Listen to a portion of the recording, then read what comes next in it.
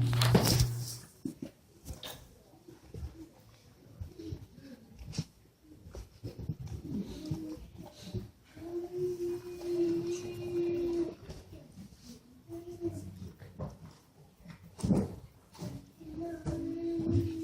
was asked to speak of the love of on the love of Christ in my life, and my thoughts went to Moroni chapter 7, verse 47, where it says, "Charity is the pure love of Christ." So it may seem like I'm talking a lot about charity, but charity is the pure love of Christ. So, in the topical guide in charity, it says, "Thou shalt love thy neighbor as thyself. Give to the poor, love your enemies, take care of sick people, and have pure religion in your life." And in Corinthians chapter 13, verse 2, it says, at the end of the verse, it says, if I have not charity, I am nothing. And in verse 4, it says, "Charity suffereth long and is kind, and charity envieth not, and charity vaunteth not itself, is not puffed up, and it never faileth." So I think our definition of charity has kind of changed over the years. A lot of us think that charity is just giving money to different charities. And we don't always think that you have to want to do it and you have to have the right attitude for it to be the definition of charity in the scriptures. Elder Dallin Oaks teaches us that charity is not an act, but a condition or state of being one becomes. Our day-to-day offerings of charity are written not in ink, but with the Spirit of the living God in the fleshy tables of our hearts.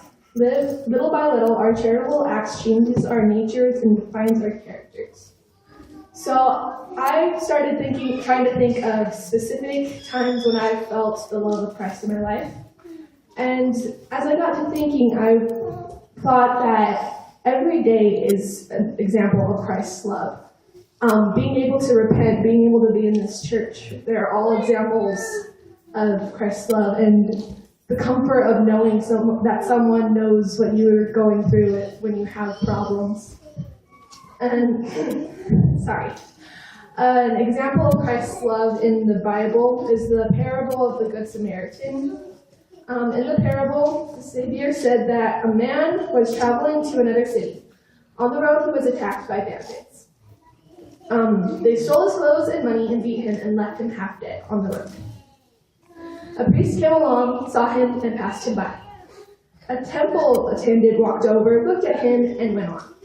However, a Samaritan, who was despised by the Jews, came along, and when he saw that the man, he felt compassion. Kneeling beside him, the Good Samaritan bandaged his wounds and took him on a donkey to an inn. He paid the innkeeper to take care of the man until he recovered. So that's kind of a big example of charity. If it's someone that you're not supposed to like, or someone that is just totally different from you, you still should help them and have a good attitude about it. And then when we give charity, it also gives love back to Christ. In Matthew 25, it has the part about Christ saying that when he was hungry, they helped him. When he was thirsty, they helped him, and all that stuff. And they said, "When have we ever done that to you?" And he said in verse 40, "Verily I say unto you, inasmuch as you have done it unto the least of these, my brethren, ye have done it unto me."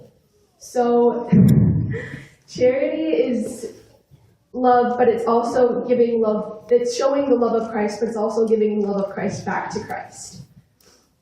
How it influences my life personally, it makes me want to do better, and it makes me want to help show his love and do charity with the right attitude.